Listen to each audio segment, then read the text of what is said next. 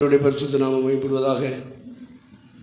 உங்களுடைய ஜெபங்கள், உபவாசங்கள், உங்களுடைய தியாகங்களை ஆண்டவர் அங்கீகரித்து இந்த கன்வென்ஷனை ஆசீர்வதித்திருக்கிறார்.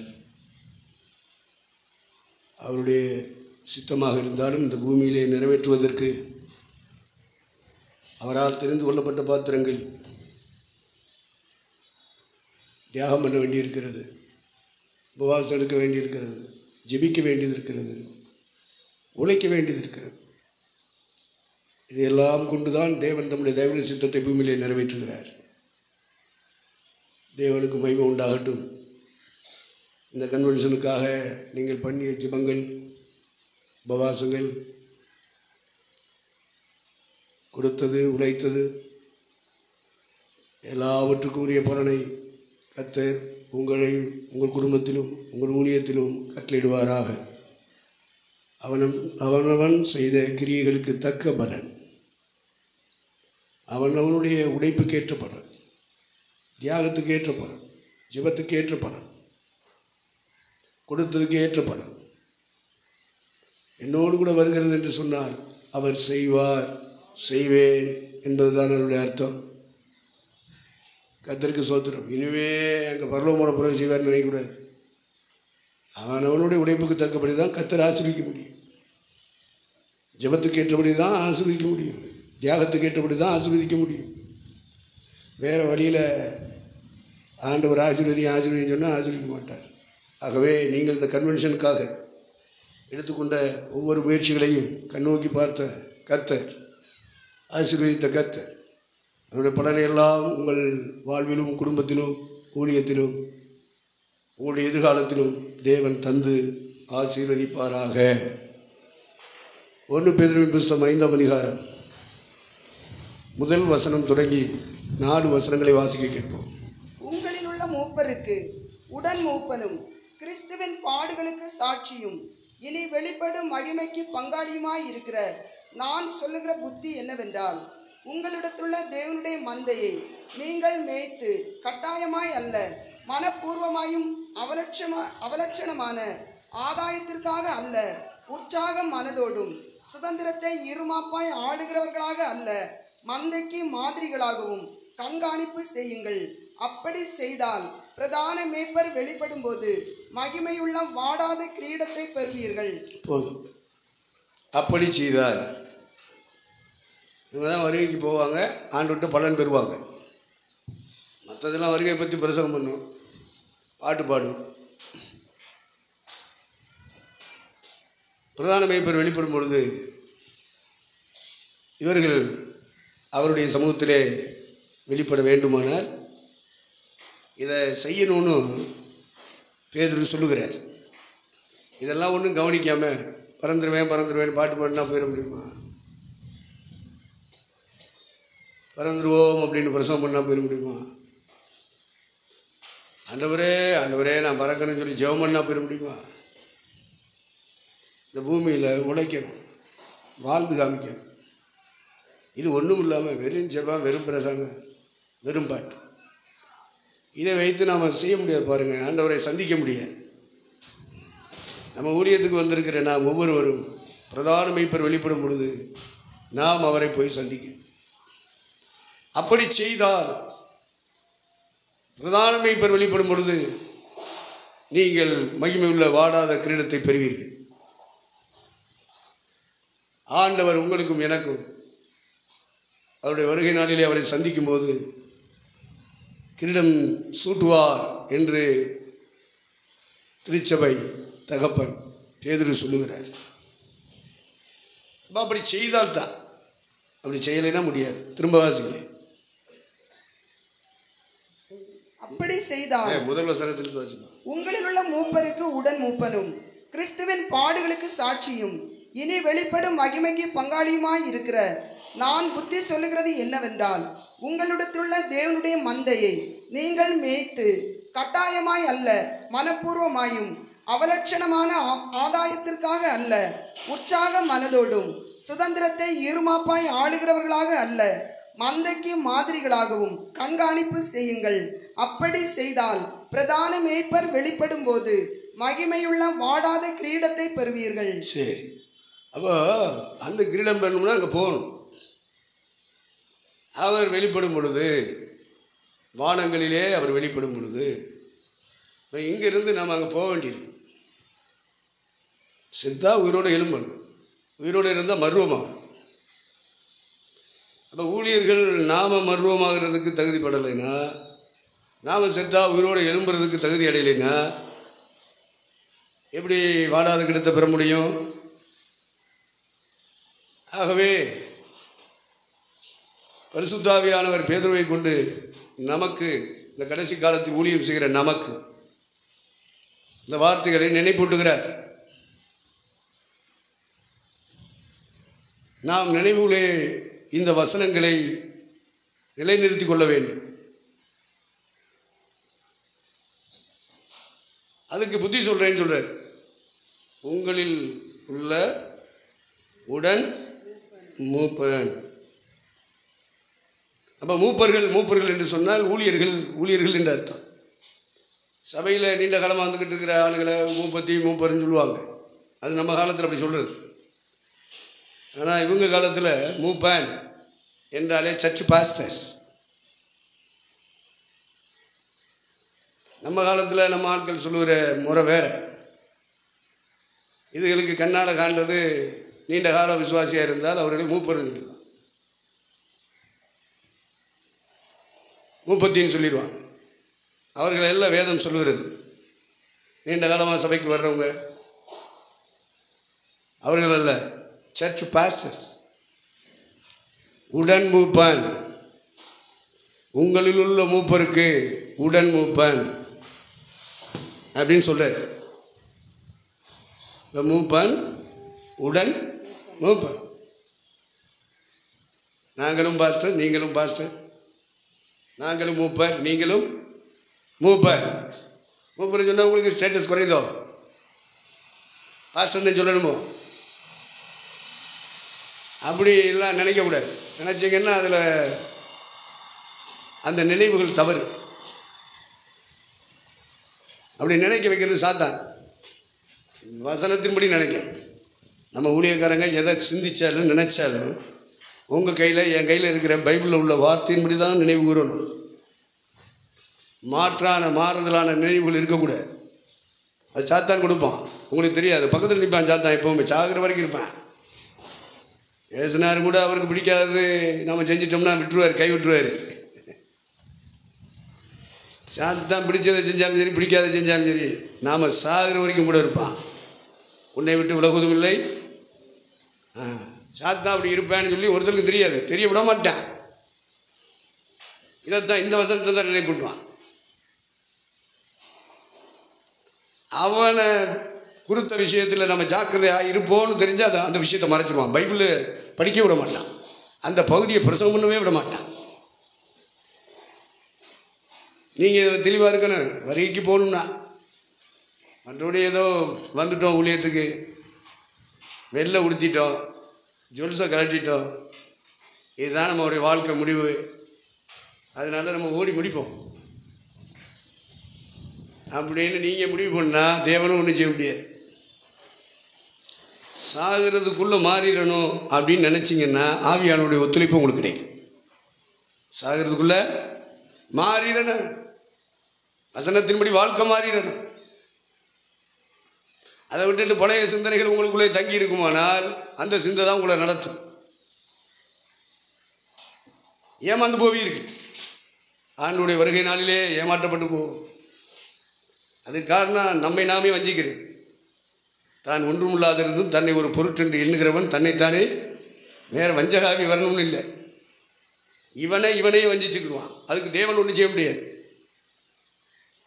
ஆதாமும் ஏவாளும் ஒரு முடிவு எடுக்கிறாங்க. ஆண்டவர் தலையிடலையே, ஒதுங்கிட்டார. அவனுடைய ஃப்ரீவில், அவனுடைய சுதந்திர முடிவுக்கு விட்டு விட்டார். இதுபோல் உங்களை எண்ணி விட்டுருவார். அது இடையில வந்தாலும் குறுக்கெல்லாம் நிற்க மாட்டார். ரொம்ப சிநேகிச்சா சொல்லி பார்ப்பார். உங்கள்கிட்ட என்கிட்ட அன்பாக இருந்தால் சிநேகிச்சா சொல்லுவார். ஒரு தடவை சொல்லுவார், 2 தடவை சொல்லுவார். அதில் மனம் திரும்பல, நம்ம பழைய காரியத்திலேயே போய்கிட்டு இருக்கோம் அப்படின்னா விட்டுருவார். சவுலை விட்டு விட்டார், சாலமோனை விட்டு விட்டார், யூதாசை விட்டு விட்டார். இதெல்லாம் நமக்கு எச்சரிப்பு உண்டாகும்படி எழுதப்பட்டிருக்கிறது. நாம் இந்த பூலோக ஊழிய வாழ்க்கையில் எச்சரிக்கப்படணும். சும்மா உற்சாகப்படுத்துகிற ஊழியக்காரங்க தான் வருவாங்க, உற்சாகப்படுத்திட்டு போயிடுவாங்க. நம்மளும் கத்தர் பேசுகிறாருன்னு சொல்லி கையை தட்டிட்டு போயிடுவோம். அங்கே ஊழிய ஸ்தலத்துக்கு போன பிறகு தான் உலகத்தோடு யுத்தம், மாம்சத்தோடு யுத்தம், அந்தகார ஆவிகள், பிசாசின் ஆவிகளோடு யுத்தம், சுயத்தோடு யுத்தம். அநேகர் அதை சொல்ல மாட்டாங்க. சுயம்னா நீ எடுக்கிற முடிவு தான். வசனத்தின்படி எடுக்காம, உபதேசத்தின்படி எடுக்காம, ஓ விருப்பப்படியே உன் முன்னாட்டியோட உன் பிள்ளைகளோட நீ ஒரு முடிவு எடுப்பினா அதான் சுயம். சுயம்னா என்னன்னு புரிஞ்சுக்கிறீங்க. ஓ மனசில் வர்ற நல்லது போல காட்சி அளிக்கிற விஷயத்தை பேஸ் பண்ணி நீ ஒரு முடிவு எடுப்பினா அதான் சுயம்.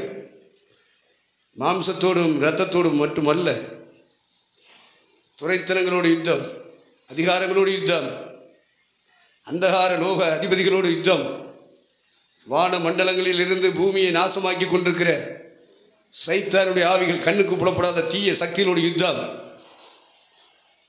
அந்த யுத்தத்தில் சந்திச்சாகணும், ஜெயிச்சாகணும்.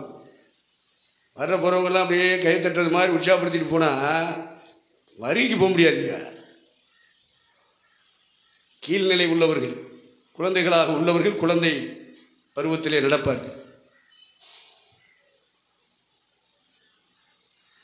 நடுநிலை வளர்ச்சியின் அனுபவங்கள், வளர்ந்து கொண்டு இருக்கிறவர்கள் அவர்கள் தடுமாறி கொண்டே தான் இருப்பார்கள். தடுமாற்றமும் ஏமாற்றமும் அவருக்கு வந்து கொண்டு தான் இருக்கும். வளர்ச்சியில் இருக்கிறவர்களுக்கு. வளர்ந்தவர்கள்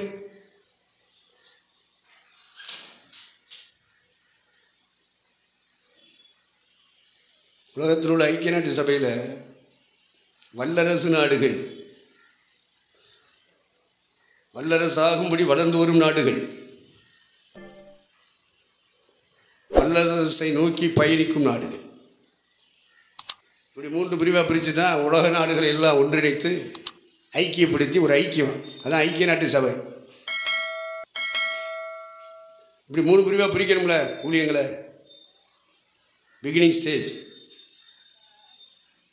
வளர்ந்த இடங்களில் உள்ள அந்த ஸ்டேஜ், ஒரு பூரணத்தின் எல்லைகளிலே நிற்கிற ஸ்டேஜ். இப்படியெல்லாம் பிரிக்க மாட்டான் எந்த ஊசுக்காரன். ஒத்த பிரசங்கத்தை பண்ணிட்டு போயிட்டே இருப்பான். நீங்கள் ரொம்ப தெளிவாக இருக்கணும். ஆவிகளை பகுத்தறியணும், வசனங்களை பகுத்தறியணும், தேவ சித்தங்களை பகுத்தறியணும், தேவனுடைய வேலைகளை பகுத்தறியணும். பகுத்தறிவில்லாத மெய்ப்பர்கள் என்று ஆண்டவர் திட்டுறார். அறிவே இல்லை.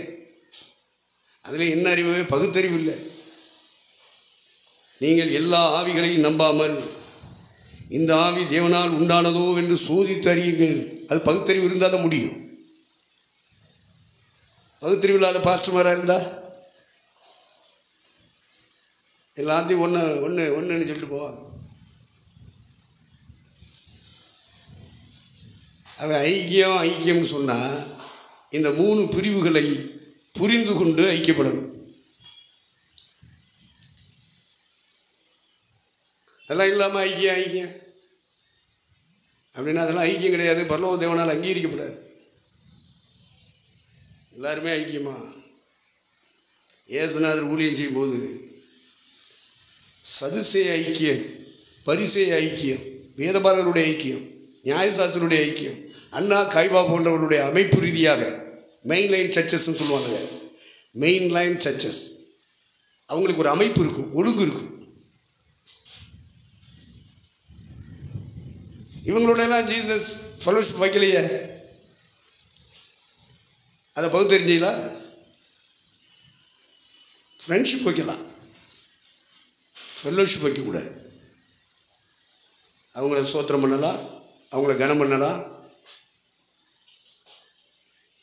அவங்கள விசாரிக்கலாம், அன்பு செய்யலாம். ஃப்ரெண்ட்ஷிப் வைங்க. ஆனால் ஃபெல்லோஷிப்புன்றது உபதேசத்தின் ஒழுங்கில் வரணும், சத்தியத்தின் ஒழுங்கில் வரணும். இது இல்லாமல் எல்லாம் ஊழியர் ஐக்கியம் எல்லாமே ஊழியர் ஐக்கியமாக ஏசுனா இருக்கிற காலத்துலேயும் ஊழியர் ஐக்கியம் இருந்துச்சு. சதுசேயர்கள் எல்லாம் ஒரு கூட்டமாக ஐக்கியப்பட்டு அவங்க ஒரு கொள்கையோடு வந்தாங்க. சதுசேயர்கள் அப்படி, பரிசேயர்கள் அப்படி, வேதபாரர்கள் அப்படி, நியாயசாஸ்திரர்கள் அப்படி, அண்ணா காய்பா போன்ற அந்த பாரிஸ் பிரிஸ்ட் அவங்களுடைய ஐக்கியம் தனி. இதில் ஒன்றில் கூட ஜீசஸ் அவரை சார்ந்தவர்கள் ஐக்கியப்படலையே. இவர் 12 பேர் இந்த சின்ன ஐக்கியத்துக்குள்ளே தானே இருந்தார். அவங்கெல்லாம் பெருங்கொண்ட ஐக்கியமாக இருந்தாங்கல்ல. இவர் போனாரா? போகல. ஆனால் தன்னோடு இருக்கிற சீடர்களுக்கு சொல்லி கொடுத்தாட்டே, சதுசேய பரிசேய புளித்தமாவை கொடுத்து வச்சிருக்காருங்களா, அவங்க உபதேசமே வேறடா. ஆனால் எல்லாருமே கடவுளுடைய ஆலயத்துக்கு போகிறவங்க, பலி செலுத்துறவங்க. இவங்கெல்லாம் யாரும் நினைக்காதீங்க, ஆலயத்துக்கு போகிறவங்க. ஆலயத்தில் உண்டான எல்லா தீர்வுகளும் இவங்க இருப்பாங்க. ஜனகரிப்பு சங்கத்தில் இவங்கெல்லாம் மூப்பர்கள், தலைவர்கள். ஆனால் ஜீசஸ் ஒரு நாளும் அந்த ஐக்கியத்துக்குள்ள போய் பங்கெடுக்கலை. இதை நீங்கள் புரிஞ்சுக்கிறணும். நம்மளுடைய உபதேசங்கள்லாம் ஒழுங்காக இருக்கா?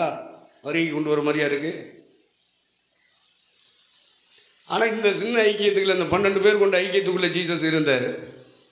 தேவ சித்தப்படி கட்டப்படுகிற ஐக்கியம்னு ஒன்று இருக்குது.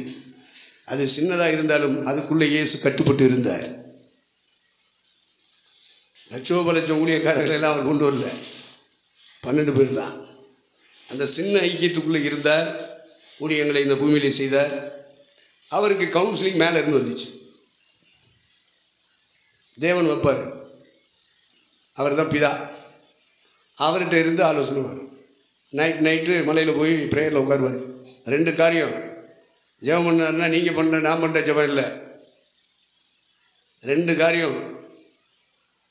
ஒன்று, அந்த நாள் முழுவதும் எங்கே போனார், எங்கே வந்தார், என்ன பேசினார், எத்தனை பேருடைய வியாதிகளை நீக்கினார், எத்தனை பேருக்குள்ள அசுத்தாவியை துரத்தினார், எத்தனை பேருக்குள்ள சமாதானத்தை உண்டாக்கினார், எத்தனை இடங்களில் கூட்டங்களை நடத்தினார், இதை குறித்த ஒரு ரிப்போர்ட் அங்கே போகும்.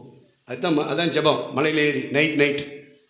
அடுத்து நெக்ஸ்ட் டே என்ன செய்யணும், எங்கே போகணும், எங்கே வரணும், கவுன்சிலிங். என் பிதா எனக்கு எதை காண்பிக்கிறாரோ, எதை போதிக்கிறாரோ அதை தவிர குமாரன் தாமாய் சுயமாய் ஒன்றையும் செய்வதில்லை. அவர் தேவ சித்தத்துக்குன்னு தன் வாழ்க்கையை ஒப்பு கொடுத்துருந்தார். அப்படி செஞ்சுக்கிட்டார்.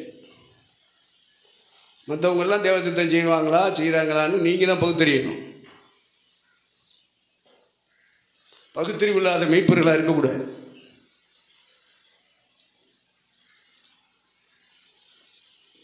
நாம் எல்லாரும் இயேசுவை பின்பற்றும்படி அழைக்கப்பட்டவர்கள்.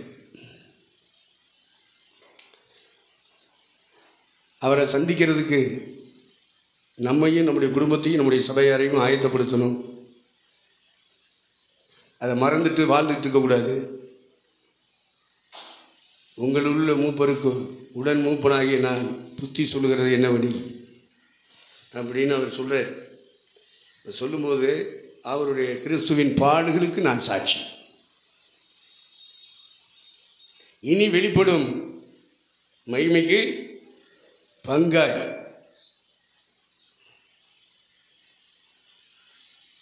சில ஆட்கள்லாம் பார்வையாளர்களாக இருப்பாங்க. அங்கே என்ன நடக்குது, ஏது நடக்குது,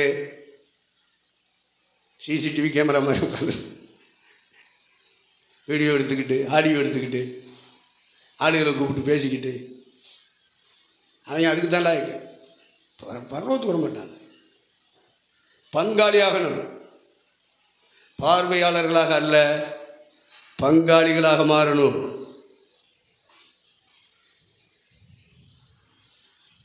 இனி வெளிப்படும் மகிமைக்கு பங்காளியுமாக இருக்கிற நான் புத்தி சொல்கிறது என்னவெனில்,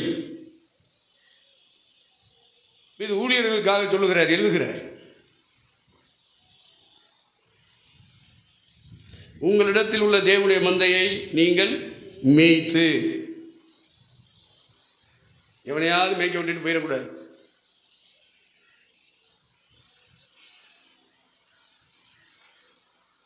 நீங்கள் தான் மேய்க்கணும். உங்களிடத்தில் உள்ள தேவனுடைய மந்தையை நீங்கள் மேய்த்து. மேய்க்கிறது என்ன?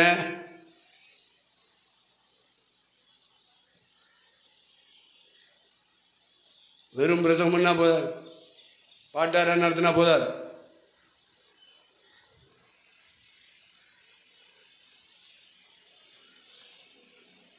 ஜெபக்கூட்டங்கள் நடத்தினா போதாது.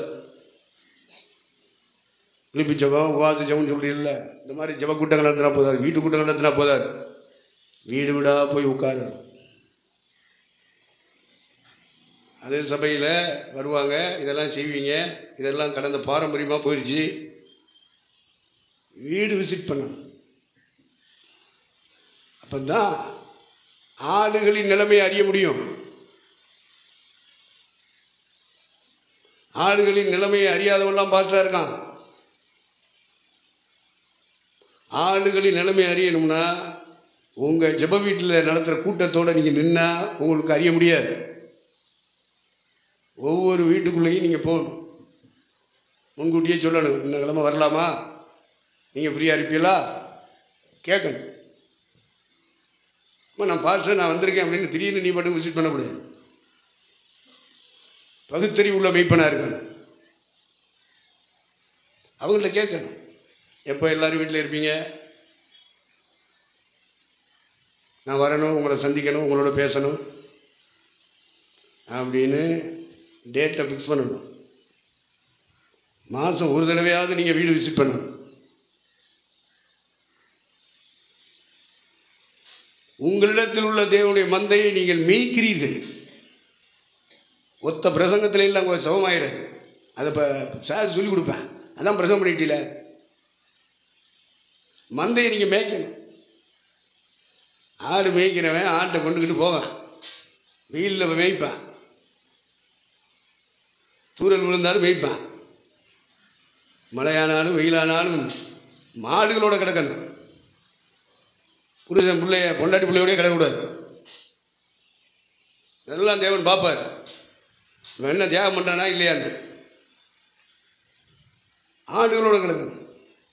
வயல்களிலே மேய்ப்பர்கள் ஆடுகளை மடக்கி கொண்டிருந்த பொழுது கர்த்தருடைய தூதன் பிரகாசித்தான். மேய்ப்பர்களுக்கு செய்தி வந்தது.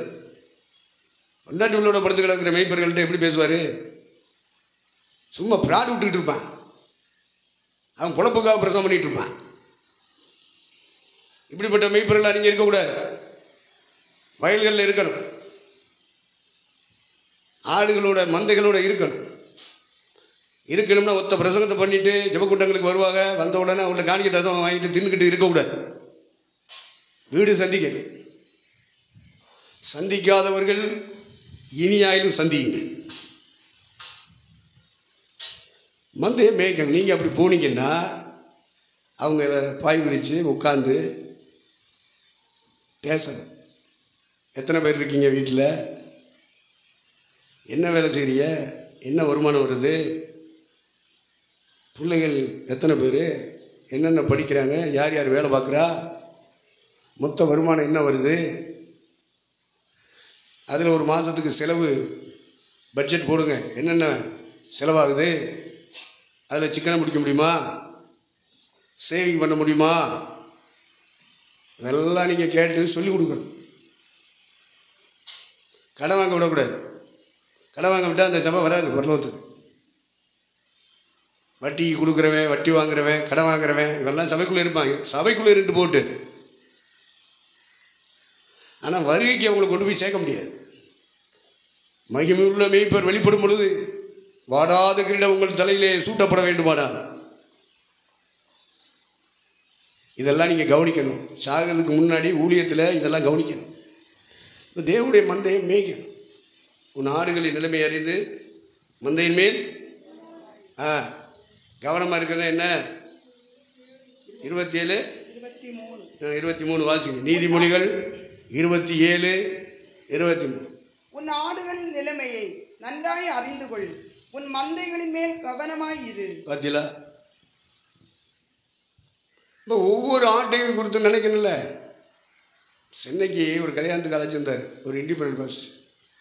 எங்கே மாப்பிள்ளை என் மகன் தான், பொண்ணு எங்கே, அப்படியா ஐயா வருவாரா, ஆமாம் வருவார்ல அப்படின்னு. நமக்கு அவருடைய தரிசனம் வேணும், அவரோட பேசணும் அப்படின்னு ஆசை. இயேசு எப்படிப்பட்டவரோ, இயேசு எப்படிப்பட்டவரோ அப்படின்னு அவரை பார்க்க சகை என்ன செஞ்சான், ஆசை. அது மாதிரி நமக்கு ஒரு ஆசை, ஐயாவோட பேசலாம். துவக்கம் கல்யாணத்தில் எல்லோரும் கூட்டிட்டாங்க, சாந்தம் மகான் எல்லாம் காருங்கள், டூ வீலரும் ஃபோர் வீலர்லாம் வந்து நிரம்பு. இப்போ ஐயா வந்துட்டாங்களா, ஐயா வந்த பிறகு நம்ம போவோம் அப்படின்னு வெளியே இருந்தேன். இல்லை இல்லை நீங்கள் வாங்க, நீங்கள் வாங்க பேச்சு. ஐயா இப்போ வருவார், ஐயா இப்போ வருவார். அவங்க பாடிக்கிட்டே இருந்தாங்க, ஆராதிச்சாங்க, முடிஞ்சு.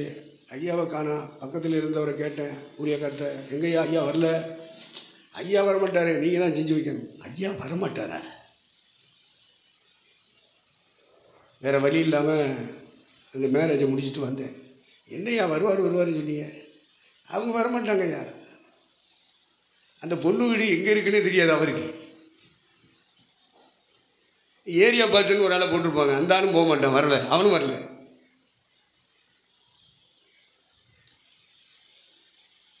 ஆடுகளின் நிலைமையை அறிந்து மந்தையின் மேல் கவனமாக இருக்கு.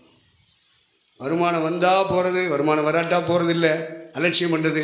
இந்த ஆவியோட ஒன்று எப்படி பரலோகத்தில் எடுத்துக்கிடுவார்? இது ஒரு அசுத்தாவி இல்லையா? ஏழைகளாக இருப்பாங்க, திக்கற்றவங்களாக இருப்பாங்க, விதவைகளாக இருப்பாங்க, வசதி வாய்ப்பு இல்லாமல் இருப்பாங்க, ஒருவேளை சாப்பாட்டுக்கு கஷ்டப்படுறவங்களாக இருப்பாங்க, சரியான துணி உடுத்த முடியாமல் இருப்பாங்க. அவங்களெல்லாம் அரோசித்த உதாசீனப்படுத்தினார். சபைக்குள்ளே இருப்பாங்க, ஆனால் உதாசீனப்படுத்துவான்னு சொன்னார் 1 Corinthians. இப்படி உதாசீனர்லாம் சபைக்குள்ளே ஊழியங்கள் இருப்பானுங்க.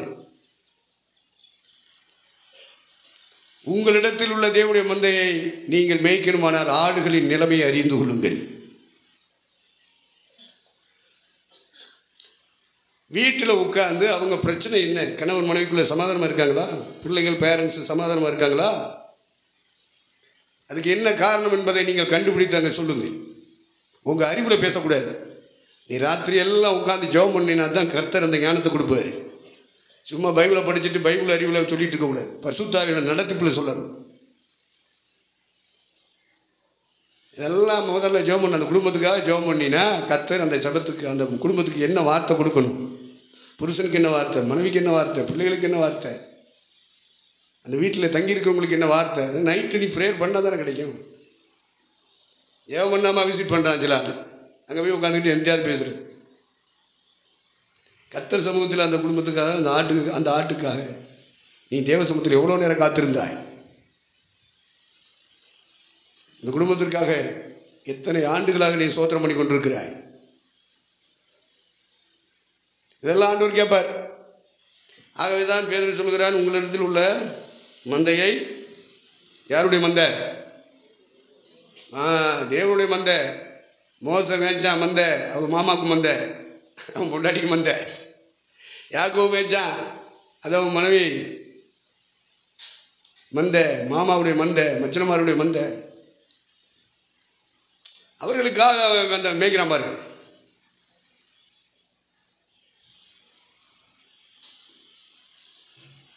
ஏசுனாரு, ஆட்டை தோளில் போட்டிருக்காரு, அதனால அவரும் மெய்ப்பர் அப்படின்றது சொல்லி படத்தில் வரைஞ்சி வச்சுருக்காரு. அதனால் ஒரு சமூகம் என்ன சொல்லுது, அவர் மெய்ப்பர், அவர் ஆட்டை தோளில் போட்டிருக்காரு, அதனால் அவர் எங்கள் ஜாதி தான். அவர் என்ன ஜாதி? அப்போ இவங்களை என்ன செய்ய? அவர் ஆசாரி. எழுத்தின்படி பார்த்தா அவர் என்னது? அது தச்ச ஆசாரி. 5 விதமான ஆசாரி இருக்கான். இது ஒரு ஆசாரி. செட்டியாரில் 18 மனை செட்டியாரா? எந்த செட்டியாரு? அதான் எத்தனாவது செட்டியார் இருக்குது? 18 மணியா 4 மணியா? பார்த்தியலா, 24 மனை செட்டியாரா? பார்த்து, மொழி வெறி, ஜாதி வெறி கர்த்தர் கட்டுகிற சபைக்குள்ளே இருக்கக்கூடாது. இருக்குமானால் அவன் அவுட்டு. ஜாதி வெறி பிடிச்சவன் சபைக்குள்ளே இருப்பான், மத வெறி பிடிச்சவன் சபைக்குள்ளே இருப்பான், மொழிவெறி பிடிச்சவன் சபைக்குள்ளே இருப்பான். வெறியர்கள் உதாசீனர்கள் சபைக்குள்ளே இருப்பாங்க. அவங்களை கண்டுபிடிச்சு நீ சபைக்குள்ள அவங்கள விட்டு விலகி வாழணும். இல்லைன்னா அவன்கிட்ட போய் உட்காந்துக்கிட்டு பேசிக்கிட்டு சிரிச்சுக்கிட்டு இருந்தீங்கன்னா அவனுக்குள்ளே இருக்கிற ஆவி உனக்குள்ளே வந்துடும். சபைக்குள்ளே இருக்கிற உதாசீனர் யார்? வெறியர்கள் யார்? சபைக்குள்ளே இருப்பான், ரசிக்கப்பட்டிருப்பான், ஞானஸ்நானம் எடுத்திருப்பான், பரிசுத்தாய் பெற்றிருப்பான், அந்நியவாசம் பேசுவான், நம்மளோட சேர்ந்து ஆராதிப்பான், காணிக்கை கொடுப்பேன், தந்தம் கொடுப்பேன். ஆனால் இப்படிப்பட்டவனை விலகி நம்ம இருக்கணும். இல்லை அவனை சபையை விட்டு வளர்க்கணும். 1 கொரிந்தியர் 5:11 வாசிங்க. இந்நேரம் வரைக்கும் பசி உள்ளவர்களும் ஏம்மா நான் உங்களுக்கு எழுதினது என்னவென்றால், சகோதரன் என்னப்பட்ட ஒருவன் விபச்சாரக்காரனாயாவது, பொருளாசைக்காரனாயாவது, விக்கிரக ஆராதனைக்காரனாயாவது, உதாசீனாயாவது, வெறியனாயாவது, கொள்ளைக்காரனாயாவது இருந்தால் அவனுடைய கலந்திருக்க கூடாது. அப்படிப்பட்டவனுடனே கூட புசிக்கவும் கூடாது. சபைக்குள்ளே இருப்பாங்க கோ பிரதர்ஸ், கோ சிஸ்டர்ஸ். ஒன்று போல அந்நிய பாஷை பேசுவான், ஒன்று போல ஆவியில் நிரம்புவான், ஒன்று போல நம்ம கூட இருந்து ஊழியம் செய்வான். நீங்கள் தான் கண்டுபிடிக்கணும். கண்ணை கத்தர் திறந்திருந்தா கண்டுபிடிச்சிருவீங்க. குருடனாக இருந்தால் உன் ஊழியத்தில் உன் சபையில் எவன் எப்படிப்பட்டவங்கிறத உனக்கு தெரிஞ்சிருக்கணும். காணும் கண்களை கத்தர் உங்களுக்கு தந்திருக்கணும். ஆவிக்குரிய கண்களை திறந்திருந்தால் உங்களுக்கு கண்டுபிடிக்க தெரியும். உதாசீனன் யார், வீரியன் யார், கொள்ளக்காரன் யார், மாம்சீச்சை உள்ளவன் யார், பொருளாசக்காரன் பணாசக்காரன் யார், எல்லாம் ஊழியத்தில் இருப்பான். ரசிக்கப்பட்டேன்னு சொல்லுவான், ஞானஸ்நானம் எடுத்தேன்னு சொல்லுவான், பரிசுத்தாய் பெற்றேன்னு சொல்லுவான், நீ பார்த்து பேசுவான், நம்மளோட இருந்து ஊழியமும் செய்வான். நீங்கள் நானும் தான் கண்டுபிடிக்கணும். கண்டுபிடிச்சி ஒதுங்கிறேன். பரிசுத்தம் அடையணும்னா ஒதுங்குங்க. நம்மளோட அவரும் வெள்ளை சொல்லையும் ஊற்றி இருக்கிறாரு, ஜொலுசு இல்லாமல் இருக்காரு. இதுவா அடையாளம்? இதுவா அடையாளம்? பிரதான மேய்ப்பர் வெளிப்படும் போது வெளிப்படுவதற்கு இதுவா அடையாளம்? திரும்ப வாசி 11 வசனத்தை.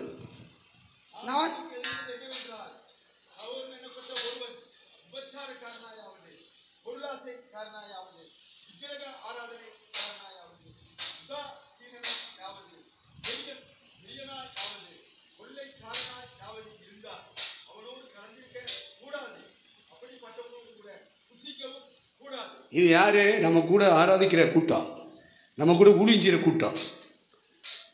நீங்கள் கண்டுபிடிச்சிருக்கீங்களா? உங்களால் காண முடியுதா? இப்படியெல்லாம் இருக்கிறவங்கள கண்டுபிடிச்சி ஒதுங்கிடணும். இல்லை அவனை ஒதுக்கணும். இந்த 1 கொரிந்தியர் 5ஆம் அதிகாரம் இதுதான். அந்த முழு அதிகாரம் முழுவதும் பவுல் தான் எழுதிட்டு வர்றார். கண்டுபிடிங்கடா, குருட்டு பயிர்களாக இருக்கீங்களடா, அவனை தூக்குங்கடா. கொஞ்சம் புளித்தமா பிசைந்தமா முழுவதும் என்ன செய்யும்?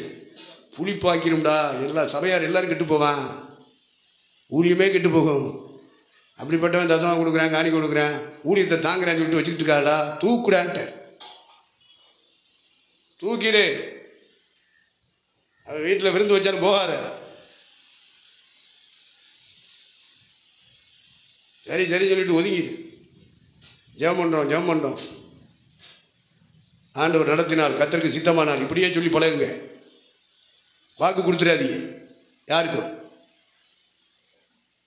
அது உலகத்தின் ஆவி உள்ளவனாக இருப்பான் ஊழியத்தில், சபையில். அவன் அப்படி பேசுவான். உங்களுக்குள்ளே உலகத்தின் ஆவி இல்லை, பரத்திலிருந்து இறங்கி வந்த பரிசுத்த ஆவியானவர் தங்கி இருக்கிறார். அதனால் உங்களுடைய சிந்தனைகள் வித்தியாசமாக இருக்கணும். இப்போ துன்மார்க்கனுடைய ஆலோசனை, பாவிகளுடைய வழி, பரியாசக்காரனுடைய பரியாசங்களின் நடுவில் உட்காராமல் இருந்தால் போதாது. பாவிகளை விட்டு விலகணும், பாவத்தை விட்டு விலகணும், பாவ உபதேசங்களை விட்டு விலகணும்.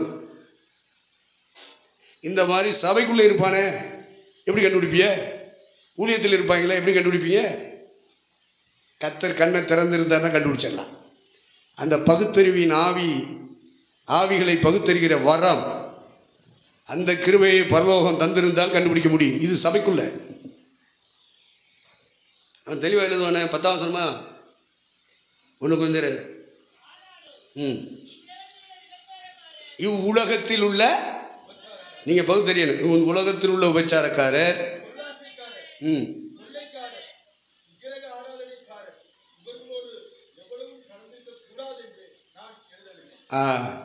அப்போ உலகத்தில் அவங்க இருப்பாங்க. அவங்கள்ட்ட இருந்து வேறுபட்ட போதாதியா, மாறுபாடு உள்ள சந்ததி விட்டு விலகி ரட்சித்துக் கொள்ளுங்கள் அப்படின்னா உலகத்தில் உள்ளவங்களை விட்டு விலகணும், அதான் பரிசுத்தம் அப்படின்னு சொல்லுவாங்க. விலகணும், பாவத்தை விட்டு விலகணும், அடுத்து பாவிகளை விட்டு விலகணும், அடுத்து பாவ உபதேசங்கள் ஞானம் என்று பொய்யாய் பெயர் பெற்றிருக்கிற கொள்கையின் விபரீதங்களுக்கு விலகிடு. இல்லைன்னா பிரதான மீட்பர் வெளிப்படும் போது வாடாத கிரீடம் கிடைக்காது, விலகினாத்தான் முடியும். அதனால் உங்களை என்னையும் கர்த்தர் விலக வைப்பாராக. அதனால் சபைக்குள்ளே ஊழியங்களுக்குள்ளே இருப்பாங்க, அவங்களாம் பெரிய பாஸ்டர், தலைமை பாஸ்டர், அவங்களாம் இத்தனை கிளைகளை வச்சுருக்கிறாங்க, 1000 கிளைகள், 1500 கிளைகள், அவங்க பெரிய தலைவர்கள் அப்படின்னு சொல்லி பார்த்துட்டு ஒட்டிடக்கூடாது. ரொம்ப தெளிவாக இருக்கணும். பிரதான மெய்ப்பர் வெளிப்படும் பொழுது நாம் அவருக்கு முன்னாடி வெளிப்படணும்னா நம்முடைய வாழ்க்கை இந்த பூமியில் சாகிறதுக்கு முன்னாடி சரிப்படுத்தப்படணும், சீர்படுத்தப்படணும். எனக்கு முடியாதையா, இதே பாதையில் நான் போவேன்னா போயிட்டே இரு, செத்தினா எந்திரிக்க மாட்டேன், உன் சரீரம் எலும்ப. எல்லாரும் கூடி வந்து அடக்கம் பண்ணிட்டு மண்ணாளி போட்டுட்டு போயிட்டே இருப்பான். மண் போடுறதுக்காக தான் சிலர் உட்காந்துருக்கேன், எப்படா ஜாவன் மண்ணாளி போடலாம் அப்படின்னு. அவனும் வர மாட்டான், அவன்கிட்ட பிரசங்க கேட்குற ஜனமும் வராது. அதை நீங்கள் புரிஞ்சுக்கிறீங்க. ஜனமும் வராது, அவனும் வரமாட்டான். அப்போ தேவனுடைய மந்தையை மேய்க்கணும், கட்டாயத்தினால் அல்ல. அப்படித்தானே எழுதியிருக்கு, வாசிங்க. உங்களிடத்துள்ள தேவனுடைய மந்தையை நீங்கள் மேய்த்து கட்டாயமாய் அல்ல. கட்டாயமாய் அல்லன்னா என்ன அர்த்தம்? வேற வழி இல்லை, நம்ம செய்ய வேண்டியது இருக்கு, நமக்கு ஒரு நிர்பந்தம் இருக்கு. அவர் சொன்னதுனால தான், ஆண்டவர் அழைச்சதுனால தான், எனக்கு இதில் பிரியமில்லை, எனக்கு உடன்பாடு இல்லை, அப்படி எவனும் சொல்கிற ஊழியக்காரன் இருப்பான்னா அவன் தேவையே இல்லை. ஆண்டவருக்கு அவன் தேவையே இல்லை. ஆண்டவர் உங்கள் கையில் கொடுத்த ஊழியம், உங்கள் கையில் கொடுத்த ஆத்துமாக்களை அவங்க உங்களை புரிஞ்சுக்கிறாங்களோ புரியலையோ, நீங்கள் அவங்கள புரிஞ்சுக்கிறணும், நான் அவங்கள புரிஞ்சுக்கிறணும். இதுதான் கர்த்தருடைய சித்தம். ஒன்றை புரிஞ்சுக்கணும் நீ நினைக்கக்கூடாது, அவங்கள நீ புரிஞ்சுக்கோ. அந்த இடத்துக்கு வரணும்னா உனக்குள்ள பரிசுத்தாவி இருக்கணும். ஆகவே கட்டாயமாக நிர்பந்தத்தினால வேற வழி இல்லாமல் நீங்கள் உங்களிடத்தில் உள்ள தேவனுடைய மந்தையை மேய்க்கக்கூடாது. அது கொடுக்குதோ பால் கொடுக்குதோ பால் கொடுக்குறையோ, குட்டி போடுதோ குட்டி போடலையோ, உன் கையில் ஆண்டவர் கொடுத்துட்டாருன்னு சொன்னால் ஒவ்வொரு ஆட்டுக்கும் நீ கணக்கு கொடுத்தே ஆகணும், ஒவ்வொரு குடும்பத்துக்கும் நீ கணக்கு கொடுத்து ஆகணும். இதெல்லாம் பால் கொடுக்காது, இதெல்லாம் நேசிக்காது அப்படின்னு சொல்லக்கூடாது. உனக்குள்ள பரிசுத்தாவி இல்லை, இல்லாதனால தான் நீ அந்த வார்த்தை பேசுகிற, இல்லைன்னா பேசிடுவியா? அப்போ தேவனுடைய மந்தையை கட்டாயத்தினால் அப்போ அவங்க கொடுத்துருக்காங்க, கொடுக்கல, நீ செய்கிறியா? அவங்களுக்கா ஜெபம் பண்ணுறியா? உபவாசிக்கிறியா? வீடு சந்திக்கிறியா? அவங்க கஷ்ட நஷ்டத்தில் பங்கெடுக்கிறியா? அவங்க தோல்வியில் பங்கெடுக்கிறியா? சும்மா வெள்ளையும் சொல்லி முடிட்டு பாட்டுன்னு உட்காந்தா போதாதியா, பரலோகத்துக்கு போக மாட்டேன், செத்து நரகத்துக்கு போயிடுவேன்.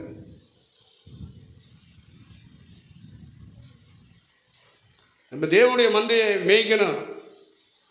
கஷ்டம்தான், வெயிலுக்குள்ளே சில நேரம் மேய்க்கணும், குளிருக்குள்ளே மேய்க்கணும். ஓங்கி வெயில் அடிச்சிச்சுன்னா கொஞ்சம் மத்தியானத்திலே உங்களுடைய மந்தையை எங்கே முடக்குகிறீர்?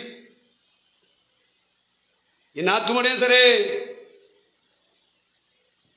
ஓங்கி வெயில் அடித்தா மேய்ப்பர்கள் கொஞ்சம் நிழல்ல என்ன செய்வாங்க, அந்த ஆடுகளை படுக்க வைப்பாங்க.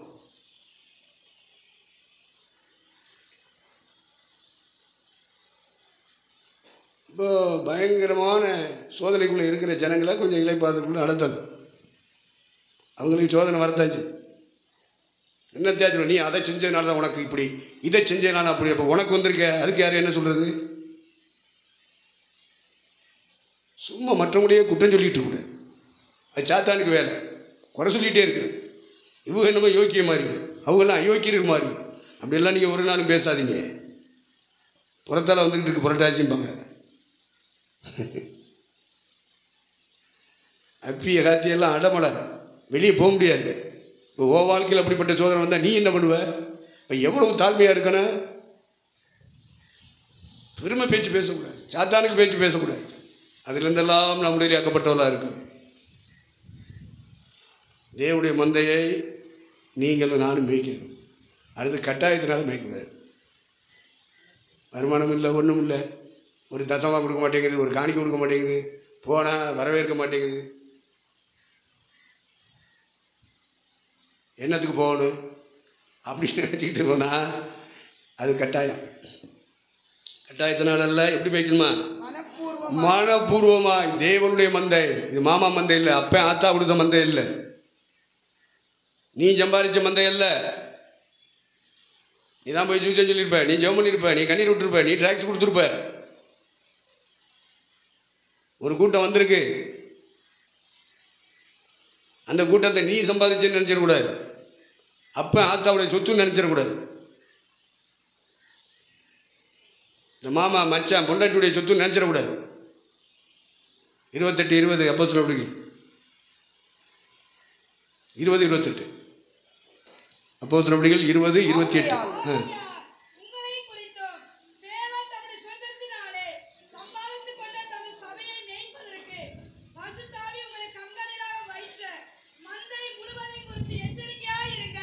கொஞ்சம் ஸ்பீடாக வாசிக்கும் போது அப்படிலாம் வரும்.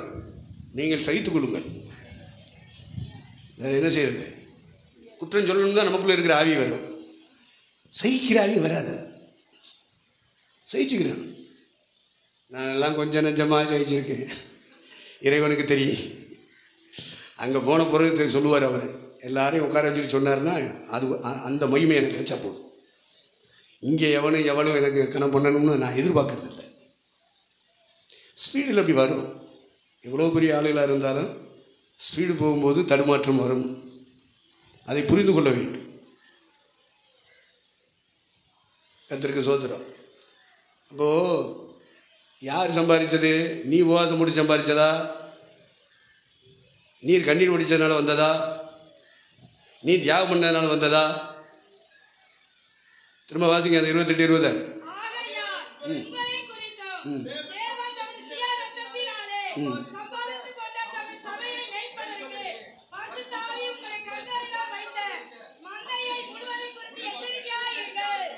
ரெட்டக்குழல் துப்பாக்கி 2 குழாய் வழியாக வருது பாருங்க, குண்டு அப்படி அமுக்கணும் உடனே. கர்த்தருக்கு ஸ்தோத்திரம். யாராவது ஒரு ஆள் விட்டு கொடுக்கணும். யாராவது ஒரு ஆள் நினச்சின்னு விட்டு கொடுக்கணும். விட்டு கொடுத்தா எல்லாருக்கும் அது கேட்கும். 2 பேரும் ஒன்று போல் வாசித்தா குழப்பம் உண்டாகும். அதனால் ஒரு ஆள் வாசிக்கிறாங்க, சத்தமாக வாசிக்கிறாங்கன்னா விட்டு கொடுக்கணும். ரைட். ஏன்னா எல்லாருக்கும் அந்த வசனம் வாசிக்கிறது கேட்கணும். பைபிளில் இருந்தாலும் வசனங்களை வாசிக்க சொல்லி அதை கேட்டு அதை உள்வாங்கணும். அப்படி பழகணும். இப்போ தேவனுடைய மந்தையை மேய்க்கணும். அது மாமா சம்பாதிச்சது சொத்து இல்லை, மனைவி சம்பாதிச்ச சொத்து இல்லை. அப்புறம் யார்? தாவீதுக்கு மேய்ச்சான்ல, தாவீது மந்தை மேய்ச்சான் இருக்க, அது அவங்க அப்பா முடி சொத்து.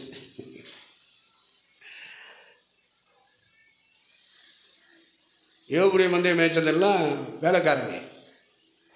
அவங்கெல்லாம் கூலிக்காகத்தான் செய்வாங்க, வருமானத்துக்காகத்தான் மந்தையை மேய்ப்பாங்க, பணத்துக்காக இல்லை. யாக்கோபு மாமன் மட்டும் வச்சு மேய்ச்சான்னு சொன்னால் மனைவிக்காக மேய்ச்சான். சிரியா தேசத்துக்கு ஓடி போய் ஒரு பொண்ணுக்காக அத்தனை வருஷம் ஊழியம் செஞ்சான்னு சொல்லியிருக்கு. அவன் செத்து மங்கமாட்டு போயிட்டான். ஆனால் தீர்க்கதரிசிகள் பரிசுத்த ஆவியானவர் ஏவி அந்த கடந்த காலத்தில் நடந்த சம்பவங்களை எடுத்துக்காட்டுவார். அதான் நேற்று இந்த நாள் பேசும்போது சொன்னாங்க, எல்லாம் ரெக்கார்டாயிரும், எல்லாம் ரெக்கார்டாயிரும். பரலோகத்தில் கடந்த காலத்தில் செஞ்சது அத்தனை ரெக்கார்டாக இருக்கு. அதை அழிக்கிறதுக்கு ஒரே ஒரு சக்தி தான் இருக்குது, அதுதான் இயேசு கிறிஸ்து சிலுவையில் சிந்தின ரத்தம். நம்முடைய கடந்த கால பாவங்களை மன்னிப்பதற்கும் அந்த இடமே இல்லாத அளவுக்கு கழுவி சுத்திகரிக்கப்படுவதற்கும் இறைவனுக்கு முன்பாக, சாத்தானுக்கு முன்பாக, மனசாட்சிக்கு முன்பாக, இந்த வசனத்துக்கு முன்பாக நம்மை பரிசுத்தவானாய் நிறுத்துவதற்கு, நீதிமானாய் நிறுத்துவதற்கு ஒரே ஒரு வழிதான் உண்டு. அது இரட்சகர் சிலுவையில் சிந்தின ரத்தம். ஆபேலின் ரத்தம் பேசினதை பார்க்கிலும் அதிக நன்மையானவர்களை பேசுகிற ரத்தத்தினிடத்திற்கு வந்து சேர்ந்தீர்கள். இந்த ரத்தம் கழுவிட்டே இருக்கணும். ஒவ்வொரு நாளும் கழுவுறோம்ல, சாப்பிட்ற பாத்திரங்களை, குடிக்கிற பாத்திரங்களை, வீட்டை, துணியை, நம்ம உடம்ப கழுவிட்டே இருக்குமே, தினம் கழுவுறோமே. அது மாதிரி தினமும் நம்ம கழுவிக்கிட்டே இருக்கணும். நம்முடைய மனம் தினமும் கழுவப்பட வேண்டும். ஆவியிலும் மாம்சத்தில் உண்டான அசூசி நீங்க சுத்திகரித்து கொண்டு தெய்வ பயத்தோட பரிசுத்தமாகுதலை பூரணப்படுத்த கடவுள். பரிசுத்தம் பரிசுத்தம் பேசினா போதாது, கழுவனு.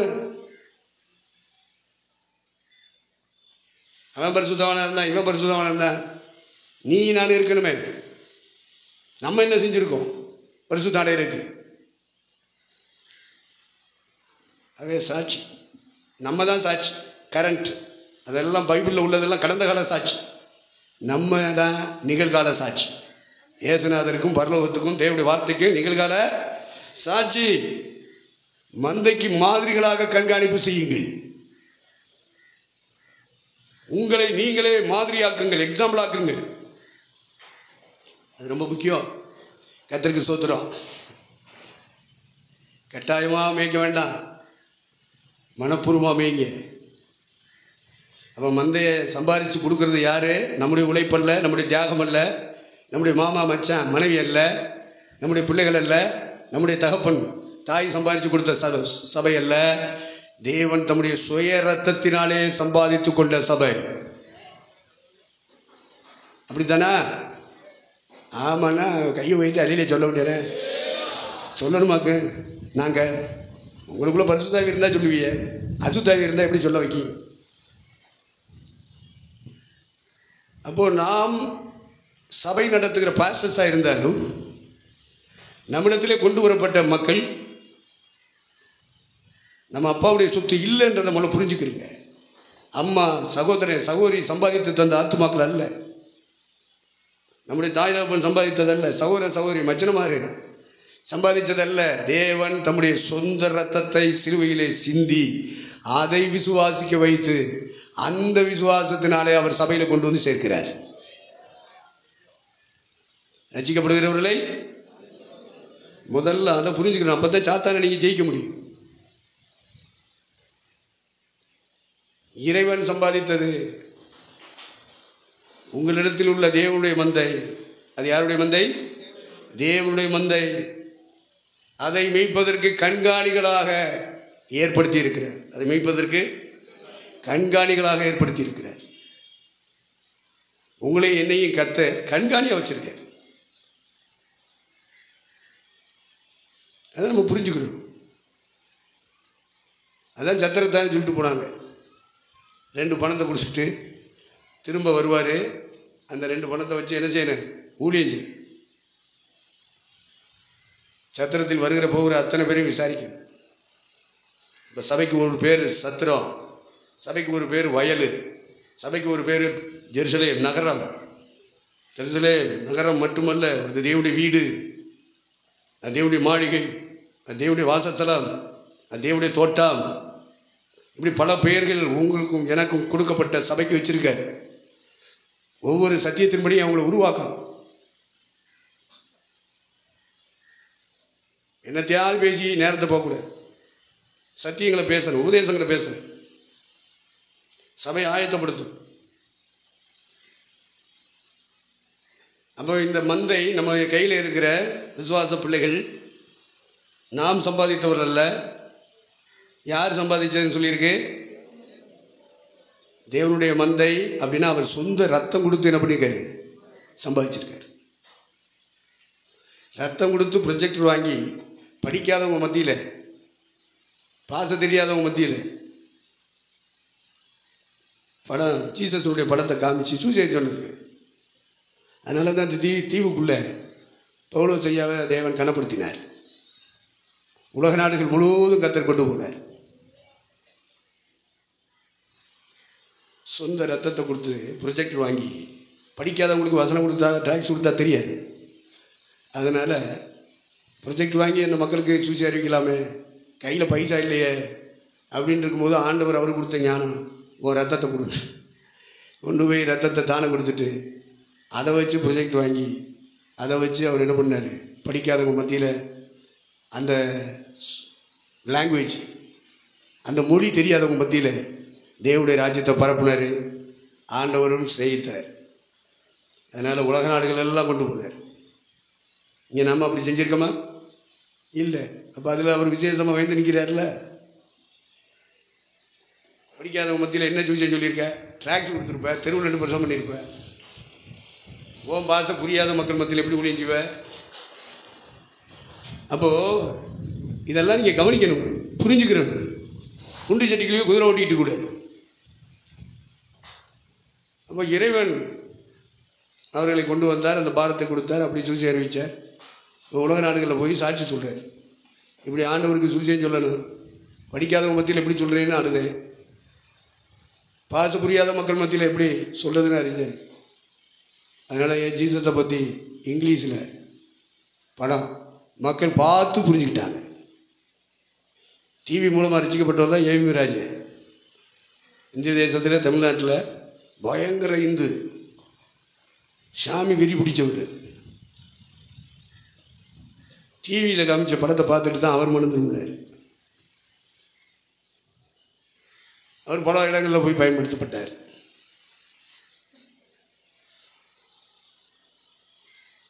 புரிஞ்சுக்கிறங்க. ஆண்டுடைய ஆவியானவர் சிந்தனையை திருப்புவாராக. நான் சொல்லுகிறவைகளை சிந்தித்துக்கொள், கர்த்தர் உனக்கு எல்லா காரியங்களிலேயும் புத்தியை தந்தருவாராக. புத்தி வேணும், புத்தி இல்லாமல் பேசிடக்கூடாது. நம்ம எல்லாரும் அபிஷேகம் பண்ணப்பட்டவங்க, பரலோக ஞானம் பெற்றவங்க, பரிசுத்தாவினால் நடத்தப்படுறவங்க.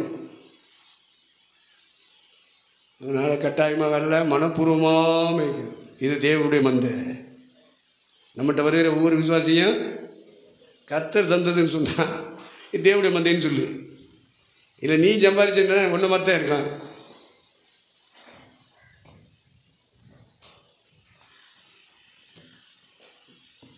தேவனுடைய மந்தையை நீங்கள் மேய்த்து கட்டாயமாய் அல்ல, மனப்பூர்வமாக ஆண்டவருடைய ஊழியத்துக்கு வந்திருக்கேன், ஆண்டவருக்காக இந்த ஆடுகளை நான் மேய்க்கிறேன் என்று சொல்லி மனப்பூர்வமாயும், அடுத்து அவலட்சணமான ஆதாயத்திற்காக அல்ல. பார்த்தீங்களா, அதை கூட சொல்லிட்டார் ஆவியானவர். அவலட்சணமான ஆதாயம்னா என்ன? இதெல்லாம் படிப்பீங்களா? வேற எதையாவது படிப்பீங்க, இதெல்லாம் படிக்க மாட்டீங்க. படிச்சேன்னா மனம் திரும்பிடுவீங்க. அவலட்சணமான ஆதாயத்திற்காக அல்ல. அவலட்சணமான ஆதாயம்னா என்னையா? பைசாத்தான், மணி மைண்டு. உன் மனதுக்குள்ளே இருக்க, வெளியே தெரியாது. இந்த வீட்டுக்கு போகிறோம், காப்பி கிடைக்குமா, ஆர்லிஸ் கிடைக்குமா, பொருட்டா கிடைக்குமா, காம்லான் கிடைக்குமா, இன்னும் பச்சை தண்ணி தராங்க. அப்போ சுட வச்சு கேளு, சுடு தண்ணி வச்சு கொடுப்பாங்கல்ல. என்னய்யா? அப்போ ஊழியத்தில் அவலட்சணமான ஆதாயத்திற்காக இல்லை. சேர் போடணும், உன்னை கனப்படுத்தணும் அப்படிலாம் இல்லை. நீனே பாரு, பாயை விரிச்சு நீ கீழே உட்காரு. சேர் போடுற வரைக்கும் நீ ஏன் நின்றுக்கிட்டு இருக்க? ஒன்று நிற்க சொன்னது யாரு? ஆடு மேய்க்கிறவனுக்கு என்னய்யா அங்கே என்ன சூழா போடுவாங்க? கிறுக்கோழி போயிடு. மதிப்பு, மரியாதை, கனம் இதையெல்லாம் எதிர்பார்த்து நீங்கள் ஆடுகளை மேய்க்க முடியாது. மனப்பூர்வமாக மேய்க்கணும். தேவனுக்காக நீங்கள் அந்த இடத்தில் இருக்கிற நிந்தையை சகித்து கொள்ளணும். அவமானங்களை நீங்கள் ஏற்றுக்கொள்ளணும், மனப்பூர்வமாக ஏற்றுக்கொள்ளணும். அதான் நீ பாஸ்டர், இல்லைன்னா நீ பூஸ்டர். நீ யாரு? பூஸ்டர். இப்போ தேவனுடைய மந்தை அவலட்சணமான ஆதாயத்திற்காக மேய்க்கப்படுகிற மந்தை அல்ல. கசாயம் கொடுப்பான், காணிக்க கொடுப்பான், அதுக்காக இல்லையா. நான் ஆண்டவர்கிட்ட சொல்றது அதான். எனக்கு அந்த கிடம் தருவீர், இந்த கிடம் தருவீர், அந்த சிங்கியாசனத்தில் உட்கார வைப்பீர், இந்த சிங்கியாசனத்தில் உட்கார வைப்பீர், மகிமையில் அதெல்லாம் செய்வேன் நீர் சொல்லியிருக்கீர். அப்படி எவனாவது எதிர்பார்க்குறான்ல, அவனுக்கு கொடு. நான் உமக்கு ஊழியம் செய்கிறது எனக்காக சிலுவையில், நான் பிறக்கிறதுக்கு முன்னாடியே சிலுவையில் எனக்காக இரத்த சிந்தினீர், எனக்காக இந்த பூமியில் அவமானத்தை ஏற்றுக்கொண்டீர், பாவிகளால் செய்யப்பட்ட இவ்விதமான விபரீதங்களை சகித்த அவரையே நினைத்துக் கொள்ளுங்கள். அதையல்லவா நீங்க நான் நினைக்கணும். பைபிளை தூக்கிட்டா எல்லாம் கனம் தான், எல்லாம் மதிப்பு தான், மரியாதை நினைச்சிடாது. ஏது நேரம் பின்பற்றி நீ பைபிளை பிரசவம் பண்ணணும்னா இதுதான் பாதை. பாவிகளால் செய்யப்பட்ட இவ்வித விபரீதங்களை சகித்த அவரையே நினைத்துக் கொள்ளுங்கள். பாவத்துக்குள்ளே இருக்கிறவன் அப்படித்தான் பேசுவான், அப்படித்தான் நிந்திப்பான், அப்படித்தான் குறை சொல்லுவான். அவனுக்குள்ள பாவம் இருக்கு, பெருமையின் பாவம் இருக்கும். என்ன பாவம்? விபச்சார பாவம் இருக்காது, பெருமைங்கிற பாவம் இருக்கும். ரெண்டு பேரையும் ஒன்னாத்தானே ஆய்ந்திருப்பார். விபச்சாரக்காரனையும் பெருமை உள்ளவன், பொருளாசக்காரன், பணாசக்காரன், வெறியன், உதாசீனன், எல்லாரையும் ஆண்டவர் ஒன்று போல தான் நியாய்ந்திருப்பார். அதனால் அவலட்சணமான ஆதாயத்திற்காக வீடு விசிட் பண்ணக்கூடாது. வேற வழி இல்லையே அப்படின்ற நிர்பந்தத்துக்காக வீடு விசிட் பண்ணக்கூடாது. ஆனால் வீடு விசிட் பண்ணணும், மனப்பூர்வமாக செய்யணும். இது ஆண்டவர் தம்முடைய சொந்த இரத்தத்தினாலே சம்பாதித்த ஆடுகள், விசுவாசிகள், குடும்பங்கள் அப்படிங்கிற சிந்தை நம்முடைய நிரப்பணும். அவலட்சணமான ஆதாயத்திற்காக அல்ல. அடுத்து உற்சாக மனதோடும் சுதந்திரத்தை இருமாப்பாய் ஆளுகிறவர்களாக அல்ல, மந்தைக்கு மாதிரிகளாகவும் கண்காணிப்பு செய்யுங்கள். அப்போ ஆண்டவர் நம்ம எல்லாருக்கும் சபை தந்திருக்கிறார். இருமாப்பா ஆளக்கூடாது. இந்த அரசியல்வாதி மாதிரி, அரசாங்க அதிகாரிகள் மாதிரி எல்லாம் ஆளக்கூடாது. அதில் நீங்கள் நான் மனம் திரும்பி ஆகணும்.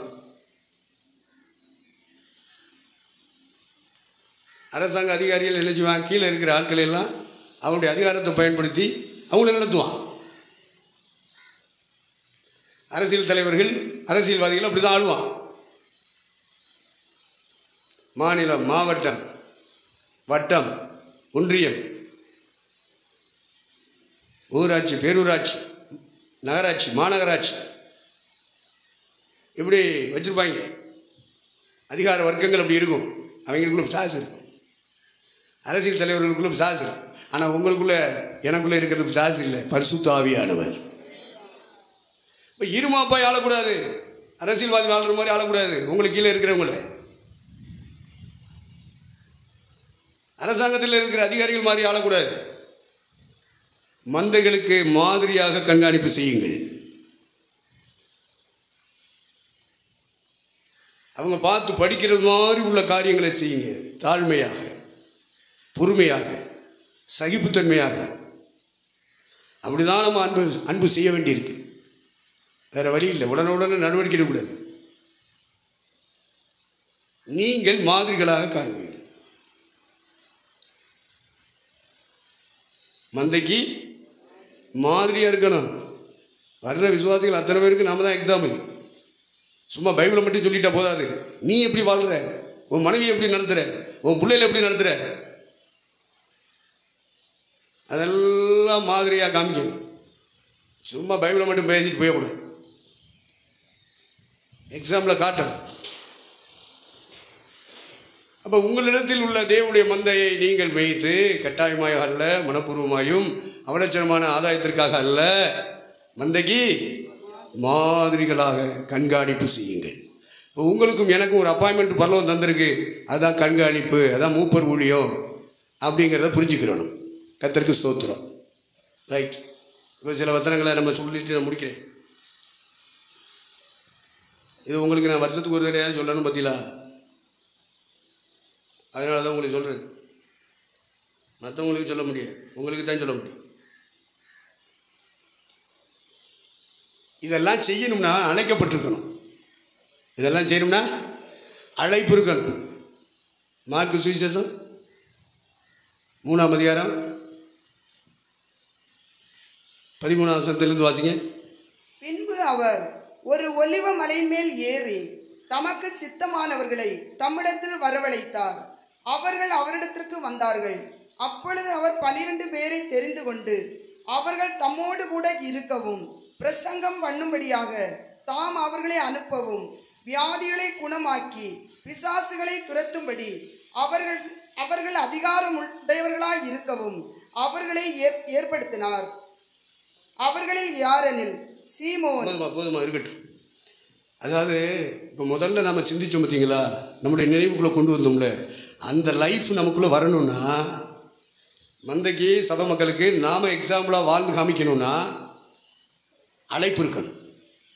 என்ன இருக்கணும்? நம்ம எல்லாரும் பரலோக தேவனால் அழைக்கப்பட்ட இடத்துக்கு வந்துடணும். எத்தனை பேருக்கு அழைப்பு இருக்குது, எத்தனை பேருக்கு அழைப்பு இல்லை தெரியாது. சிலர் ஆசைப்பட்டு வந்துடுவாங்க, நம்மளும் ஆண்டவருக்கு ஊழியம் செய்வோம் அப்படின்னு ஆசைப்பட்டு வர்றது ஒரு கூட்டம். ஊழியம் செஞ்சால் ஆண்டவர் அதை தருவார் எது தருவாருன்னு சில வாக்குறுதிகளை கொடுத்து கூப்பிடுவாங்க. அப்படி ஒரு கூட்டம் இருக்குது.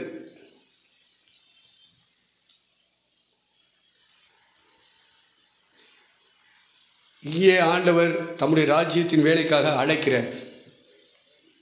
என்ன செய்கிறார்? அவர் மலையின் மேல் ஏறி அப்படின்னு எழுதியிருக்குல்ல, அதுக்கப்புறம் இறங்கினார்னு எழுதியிருக்கு. அவர் ஏறினார் என்று தானே எழுதியிருக்கிறது, இறங்கினார் என்று எங்கே எழுதியிருக்கிறது அப்படிலாம் கேட்டுட்டு கூடாது. லூக்கா 6:12 வாசிங்க. லூக்கா 6:12. அந்நாட்களிலே அவர் ஜெபம் பண்ணும்படி ஒரு மலையின் மேல் ஏறி ராம் முழுதும் தேவனை நோக்கி ஜெபம் பண்ணி கொண்டிருந்தார். பொழுது விடிந்த போது அவர் தம்முடைய சீஷர்களை வரவழைத்து, அங்கே மலைக்கு மேலே இல்லை, அவர் இறங்கினார். ராம் முழுவதும் ஜெபம் பண்ணார். விடிஞ்ச பிறகு இறங்கி வாரார். வந்து சீசர் கூட்டத்தை அழைக்கிறார். நிறைய பேர் இருக்காங்க, பெருங்கூட்டம். தமிழத்தில் வரவழைத்தார். தமக்கு சித்தமானவர்களை தமிழத்தில், இதான் அழைப்பு. காலிங் இருக்கணும். இப்போ முதல்ல சிந்திச்ச வாழ்க்கை இருக்கணும்னா அழைப்பு இருக்கணும். அழைக்கப்பட்டவங்க தான் வளைஞ்சு கொடுப்பாங்க, கீழ்ப்படிவாங்க, அர்ப்பணிப்பாங்க, தியாகம் பண்ணுவாங்க. கர்த்தர் அழைச்சதுனால அதுக்குரிய கிருபையை கொடுப்பார். அந்த தேவ கிருபை இறங்கின உடனே அவங்களால வளைய முடியும். வசனத்தை கேட்ட உடனே ஒப்பு கொடுத்துருவாங்க. அதுக்கு எதிராக பேசிட்டு இருக்க மாட்டான். பரிசுத்தமானதுக்கு எதிராக பேச மாட்டான். பேசுறது பண்ணி நாய் அப்படின்னு ஆண்டவர் சொன்னார். பண்டிகைகளுக்கு முன்பாக முத்துக்களை, நாய்களுக்கு முன்பாக பரிசுத்தமானதை நாய் பண்ணின்னு சொல்கிறார் ஆண்டவர். அவன் எதிர்ப்பான். போட்டால் அதை மிதிப்பான், மதிக்க மாட்டான், குறை சொல்லுவான். அதை மிதித்து கொண்டு அடுத்து என்ன செய்ய? உங்களை தீர்வான். இதை நம்ம கவனிக்கணும். சரி, இது வந்து பண்ணி, இது வந்து நாய், இது இப்படி தான் செய்யும் அப்படின்னு சொல்லிட்டு நம்ம ஒதுங்கிடணும். அது குலைக்குது, நீ சேர்த்து குலைக்கூடாது. அவர் அப்படியே சொன்னார், அவன் அப்படியே சொன்னான், அப்படியே நீ குலைச்சினா நீ நாயாக போயிடுவேன், பண்ணியாக போயிடுவேன். திருப்பி குலைக்கக்கூடாது. தீமையோடு எதிர்த்து நிற்க வேண்டாம் என்பதுதான் இறைவன் நமக்கு தந்த கட்டளை. தீமையோடு அவன் பேசுகிறான பேசி போட்டு நீ திருப்பி பேசாத. தீமைக்கு தீமை செய்யாதிருங்கள்.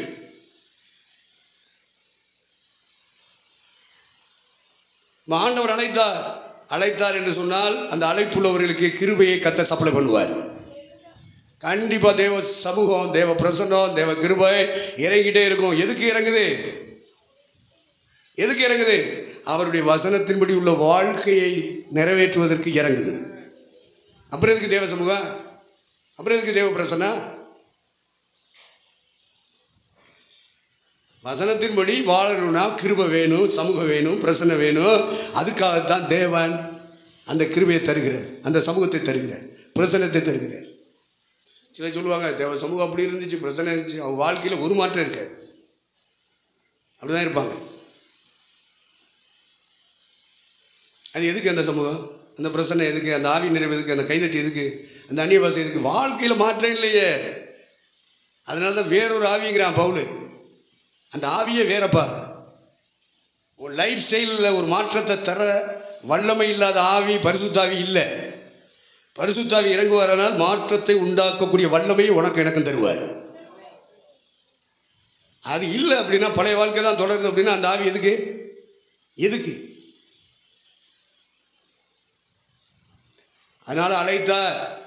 மலையிலே ராத்திரி முழுவதும் ஜெபம் பண்ணார். பிதா சொல்லுகிறார், டே இவன் இவன் இவன் என்னென்ன பேர், இந்த பேர் உள்ளவங்களை மட்டும் கூப்பிடு. அப்போ ராத்திரி முழுவதும் காத்திருந்த போது இந்த அழைக்கப்படுகிற ஊழியத்துக்கு ஒரு 12 பேரை செலக்ட் பண்ணது பரலோகம். பிதா செலக்ட் பண்ணுறார். அவர் மலையை விட்டு இறங்கி அவங்களெல்லாம் வரவழைக்கிறார். அழைத்தார். எல்லாரையும் அல்ல, குறிப்பிட்ட நபர்களை அழைத்தார். அழைச்சிட்டு அடுத்து என்ன சொல்லியிருக்கு? தமிழத்தில் வரவழைத்தார். அவர்கள்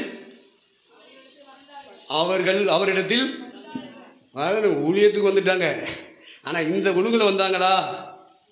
அதனால தான் எத்தனை பிரசங்கம் கேட்டாலும் எத்தனை கன்வென்ஷன் கூட்டத்தில் பங்கெடுத்தாலும் மாற்றமே இருக்காது, அப்படியே இருப்பாங்க. அவர்கள் அவரிடத்தில் வந்தார்கள். அப்பொழுது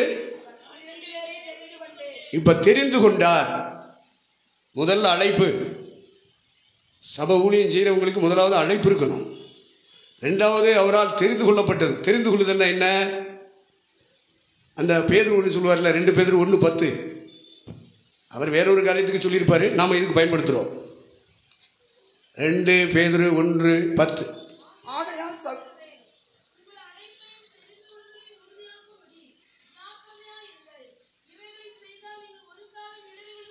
அப்போ பாருங்க, சாத்தான் என்ன வேலை என்ன பண்ணட்டும், சுவிசேஷத்துக்கு விரோதமானவர்கள் எதிரியானவர்கள் என்ன வேணாலும் பண்ணட்டும், எந்த சேனைகள் வந்து இறங்கினாலும் சரிதான், சபைக்கு விரோதமாக எந்த சக்திகளை அசுத்த ஆவி தூண்டிவிட்டாலும் சரிதான்,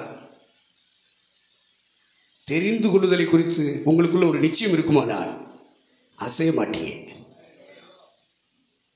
யார் என்ன வேணாலும் பேசட்டும், என்ன வேணாலும் பண்ணட்டும், உங்களை மேலே அழைப்பு இருக்கிறதுனால, நீங்கள் இன்னும் ஊழியத்துக்கு தெரிந்து கொண்டதுனால கர்த்தர் உங்கள் பட்சத்தில் இருப்பார், உங்கள் ஊழியங்களோடு இருப்பார், உங்கள் குடும்பத்தோடு இருப்பார். அழைப்பு இருக்கா அதை பாருங்க. இல்லைன்னா கன்ஃபார்ம் பண்ணுங்க ஆண்டவர்கிட்ட.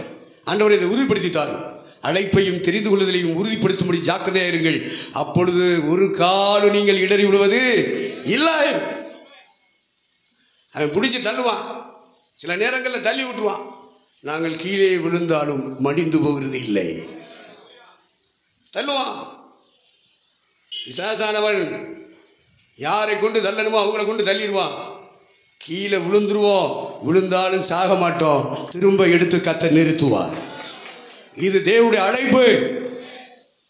தெரிந்து கொள்ளுதல் என்று சொன்னால் எதற்காக தெரிந்து கொண்டார்?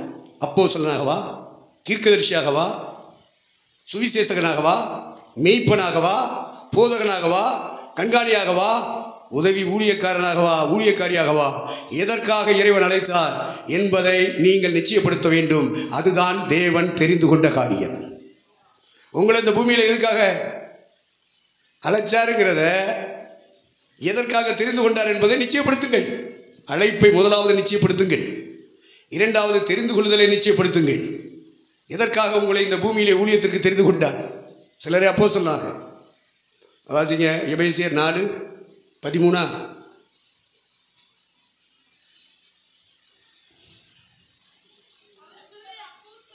சிலரை அப்போஸ்தலராகவும் தீர்க்கதரிசிகளாகவும், சிலரை சுவிசேஷகராகவும், சிலரை மெய்ப்பராகவும், போதகராகவும் ஏற்படுத்தினார். 1 தீமோத்தேயு 3:1.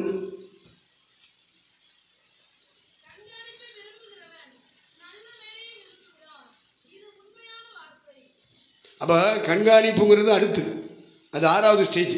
பிசப்பு, ஆங்கிலத்தில் பிசப். நிறைய பேரை கர்த்தர் கண்காணியாக வச்சிருக்காரு. பவுல் சொல்கிறான், உங்களை மந்தையை மேய்க்கிறதுக்கு கண்காணிகளாக தேவன் ஏற்படுத்தியிருக்கிறார். கண்காணி அப்படின்னாலும் பிசப்பு அப்படின்னு சொன்னாலும் எல்லாம் தேவனுடைய தெரிந்து கொள்ளுதல் வரிசையில் உள்ளது. இதை நீங்கள் புரிஞ்சுக்கிறணும். ஆகவே இப்படி 7 விதமான ஊழியர்கள் மூலமாகத்தான் தேவன் தம்முடைய சபையாகிய தம்முடைய ராஜ்யத்தை கட்டி எழுப்பி கொண்டிருக்கிறார். வேலைக்கு இவங்களெல்லாம் அப்பாயின்மெண்ட் பண்ணியிருக்கிறார். அப்பாயின்மெண்ட் பண்ணால் ஒவ்வொருவரையும் எந்தெந்த துறைக்கு எந்தெந்த வேலைக்கு அப்பாயின்மெண்ட் பண்ணியிருக்கிறார். தேவனுடைய ராஜ்யத்தில் தேவன் ராஜரீகம் பண்ணுகிறார். பரிசுத்த ஆவியானவர் ராஜரீகம் பண்ணி கொண்டிருக்கிறார்.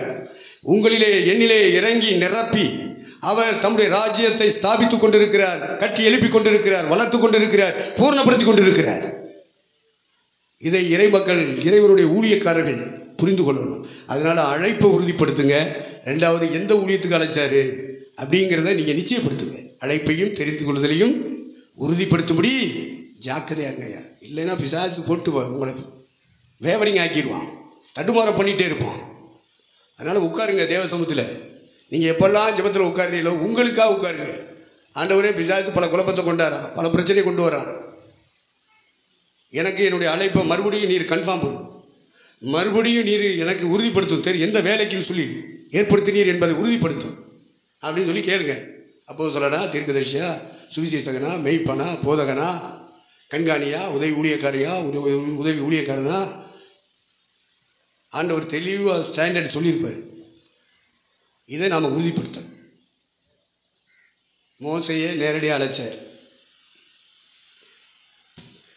பவுலை நேரடியாக அழைத்தார், இந்த 12 சீசர்களையும் நேரடியாக அழைத்தார்.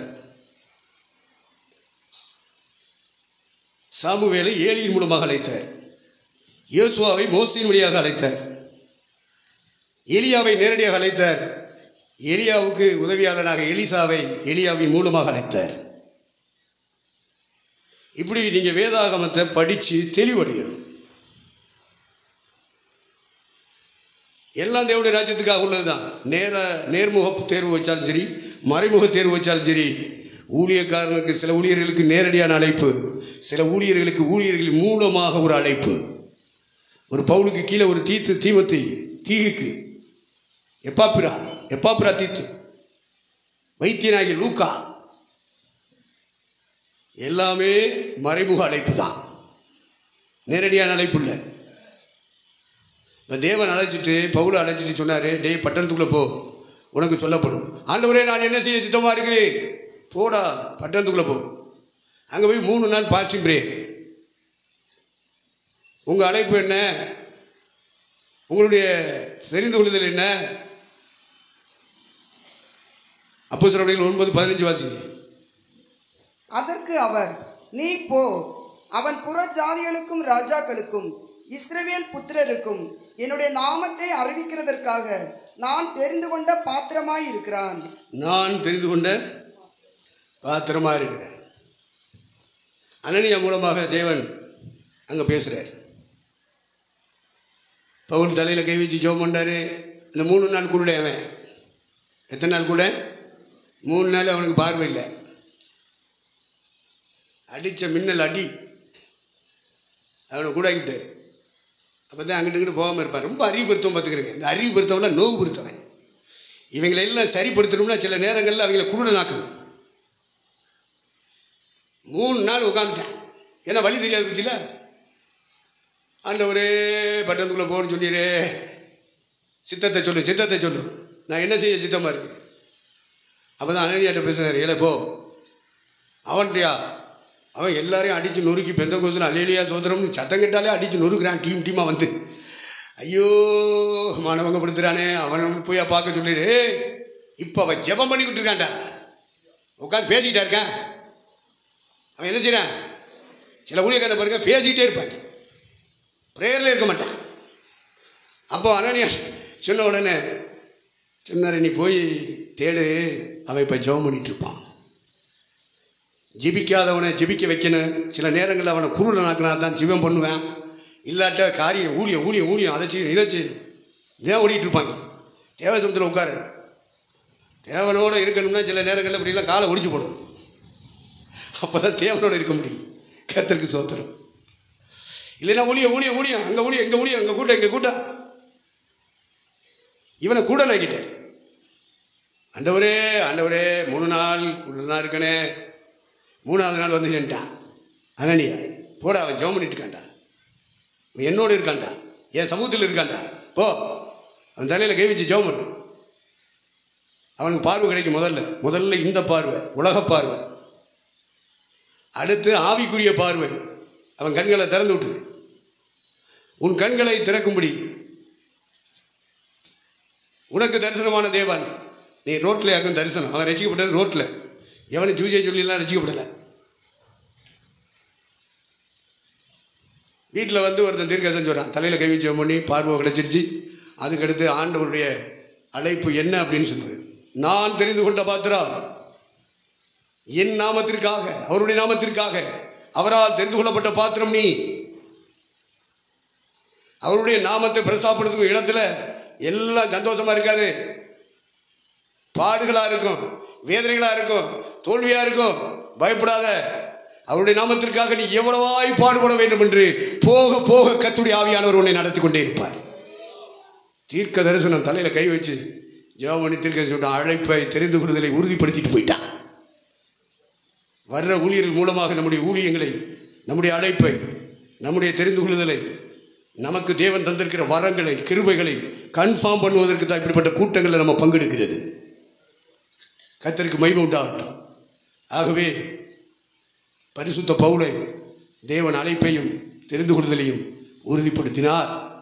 அவர் ஆவிக்குரியவர், ராஜ்யத்தை பார்க்க முடியாது, அதுக்கு போய் சேரும் பாதையை பார்க்க முடியாது கண்களை திறந்தார். ராஜ்யத்தை தூரத்தில் இருக்கிறத பார்த்தா போதாது, தூர பார்வை மட்டும் போதாது, அதுக்கு போய் சேர வேண்டிய கிட்ட பார்வை இருக்கணும். சியோன் சியோன் சியோன் புதியத்தில் அது போகிற பாதையை சொல்லிக் கொடு. இதுதான் ரொம்ப முக்கியம். பரலோகம் பரலோகம், தேவடைய ராஜ்யம் தேவடைய ராஜ்யம். போகிற பாதையை கவனித்து நடக்கணும். பற்றியில கவனமாய் நடந்து கொள்ள பார்த்து நாட்கள் பொல்லாதவைகளானதால் காலத்தை பிரயோஜனப்படுத்திக்கிறீங்க. சாகிறதுக்கு முன்னாடி வாலிப பருவத்துக்குள்ளே என்னென்ன செய்யணும் முடிச்சிரு. அதுக்கு அடுத்த பருவமா குடும்பத்தோடு இருக்கமா, அதில் என்னென்ன சாதிக்க முடியும் சாதிச்சு முடிச்சிரு. அடுத்து வயோதிப பருவம் வரும், முதிர்ச்சி வரும். அதுக்கடுத்து ஒரு சரீரத்தில் பல்வேறு விதமான வியாதி வரும், பலவீனம் வரும். அந்த நேரத்தில் நீ ஊழியத்தை செய்ய முடியாது. அந்த காலத்தில் என்ன செய்ய முடியுமோ அதை செஞ்சு முடிச்சிரு. நல்ல போராட்டத்தை போராடினேன், ஓட்டத்தை முடித்தேன், விசுவாசத்தை காத்துக்கொண்டேன், இதோ நீதியின் கிரீடம் எனக்காக வைக்கப்பட்டிருக்கு. எல்லாரும் எந்திரிப்போம். Yeah.